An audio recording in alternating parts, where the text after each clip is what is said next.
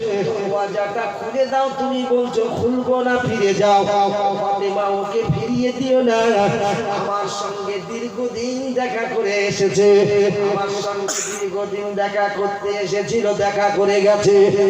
আজকে তুমি তাকে ফিরিয়ে দিচ্ছ, ও যদি চলে যায় আর দেখা হয়তো হবে না।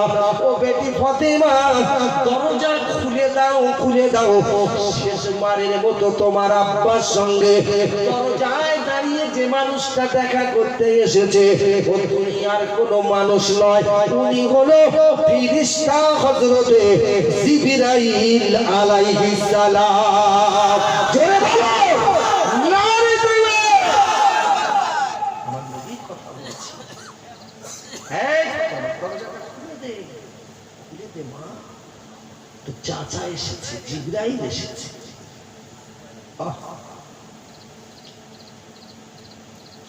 মুসলমানের চেহারা ঠান্ডা মাথায় বোঝার চেষ্টা করুন। আমি আপনাদের কাছে যে কথাটা বলছিলাম মনে আছে কি? মনে আছে? টান করে দে, টান করে দে, যতবার খারাপ টান। 10 দিন পেরিয়ে গেল, লোকটা সুন্দর করে গোসল করে রেডি হলো মরার জন্য। সারাদিন সারা রাত কাটিয়ে দিল, আজরাইল এলো না। নবীরা ভুল বলে কথা বলছি নাকি? বলতে হয়তো মুসা ভুল হতে পারে, আর একদিন দেখি, আবার একদিন দেখেছি, ওদিনও আজরাইল এলো না। এইবার বেশ কিছু কিছু বেরিয়ে গেছে, বেশ কিছুদিন বেরিয়ে গেছে।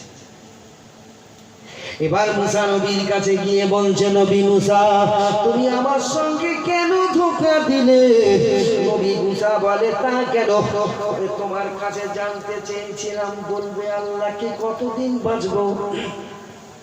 তুমি আল্লাহ থেকে জেনে এসে আমায় বলেছিলে 10 দিন বাঁচবে, কিন্তু নবী মুসা 10 দিন তো দূরের কথা, 10 দিনের ডবল হয়ে গেছে, এখনো আজরাইল আসেনি।